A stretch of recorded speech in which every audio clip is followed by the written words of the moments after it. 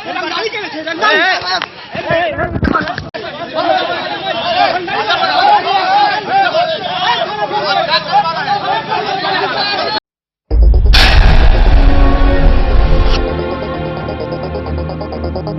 Video Bihar में आपके साथ हूं सोनू कुमार। मैं अभी समस्तीपुर में मौजूद हैं और समस्तीपुर में मेरे साथ ही मौजूद हैं समस्तीपुर न्यायालय के एडवोकेट हैं और अभी ही नहीं बल्कि 2010 से ही एडवोकेट समस्तीपुर में हैं और इनसे हम जानना चाहते हैं कि आए दिन पत्रकार पर बार बार बिहार के तमाम क्षेत्रों में तमाम जिलों में होते रहता है और इधर हाल में ही बेगूसराय के बलिया में संतोष कुमार के साथ जो हमारे चैनल के पत्रकार थे बीटी न्यूज़ के, उनके साथ कुछ चाटुकार बदमाशों ने आकर के उनके साथ बेहिचक हमला किया।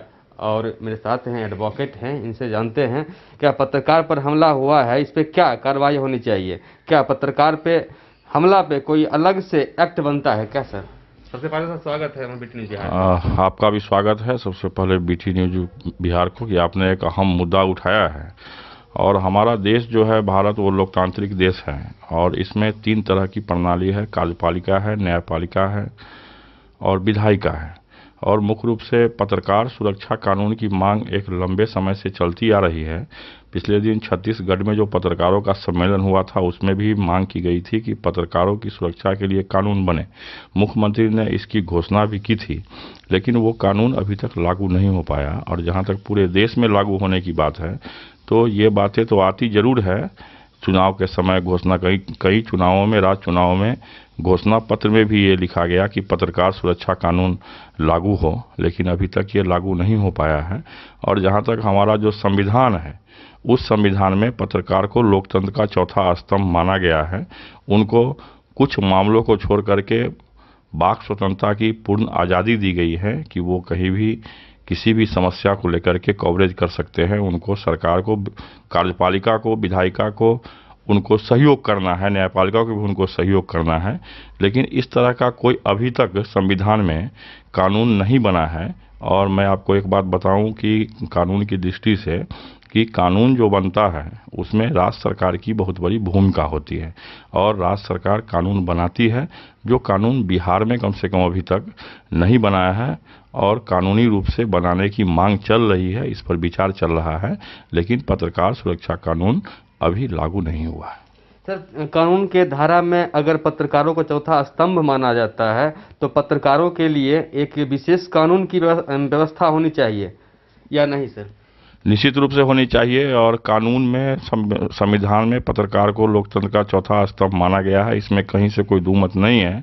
और जब संविधान हमारा बना है तो उस संविधानों में पत्रकार की सुरक्षा के लिए उपाय भी किए गए हैं, उनकी भूमिका भी प्रदर्शित की गई है, लेकिन इस दिशा में सरकार अभी तक निष्क्रिय है। निश्चित रूप से सरकार को, राज्य सरकार हो या भारत सरकार हो, उनको पत्रकारों के लिए कानून बनानी चाहिए जिससे कि पत्रकारों की सुरक्षा हो सके।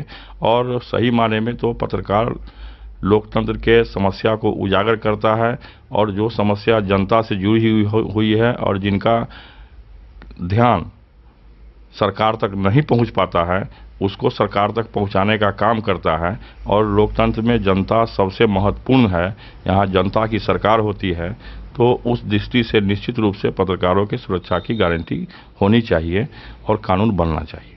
सर अगर पत्रकार पर अगर ऐसा इस तरह का बिहेव होता है, कुछ लोग अगर करते हैं तो प्रशासन के पास हो जाते हैं, तो प्रशासन भी कहते हैं कि उनके सामने लहूलुहान खून बह रहा है, पूरा खून से लथपथ उसका सीना है, कपड़ा है, उसके बाद भी कहते हैं कि आवेदन की आवश्यकता है। ऐसा क्यों सर?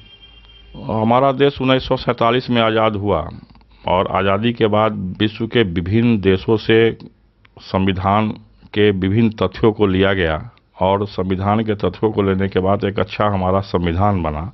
और जिस संविधान में विधायिका सर्वोपरि हुई और विधायिका के बाद न्यायपालिका और न्यायपालिका के बाद कार्यपालिका यहाँ पे तीसरे नंबर पे आती है। लेकिन हमारे देश का ये दुर्भाग्य रहा कि जितनी सारी योजनाएं हुई, जैसे पंचायती राज विभाग अधिनियम 2006 में हुआ पास, उसके बाद बलवंत राव मेहता की कमेटी आई अशोक मेहता की कमेटी आई, क्योंकि हमारा मूल जो है संविधान का उसमें पंचायती राज व्यवस्था है, उस व्यवस्था को हम अभी तक लागू नहीं कर पाए अपने देश में।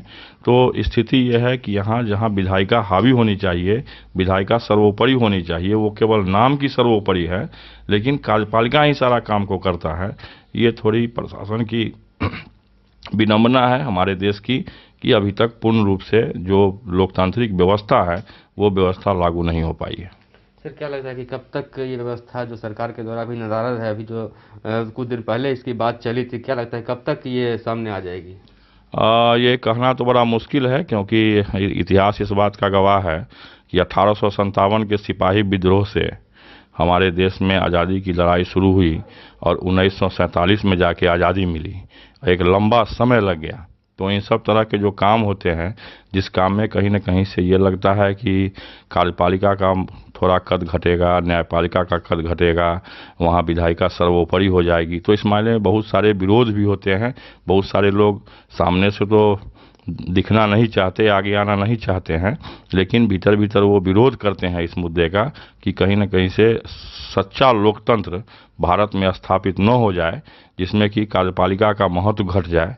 इसके लिए वो प्रयास भी करते रहते हैं। तो थोड़ा समय लगेगा, लेकिन आने वाले समय में पत्रकार सुरक्षा कानून भी लागू होगा, पत्रकारों को सुरक्षा भी दिया जाएगा और संविधान में जो इसकी व्यवस्था है उस व्यवस्था को अमली जामा भी पहनाया जाएगा। सर, लास्ट क्वेश्चन, अगर सच्चाई, बहुत लोग कहते हैं कि पत्रकार, बहुत लोग हैं जो चाटुकार बन जाते हैं, तो अगर मान लीजिए सच्चाई दिखाना गुनाह है तो फिर पत्रकार क्यों?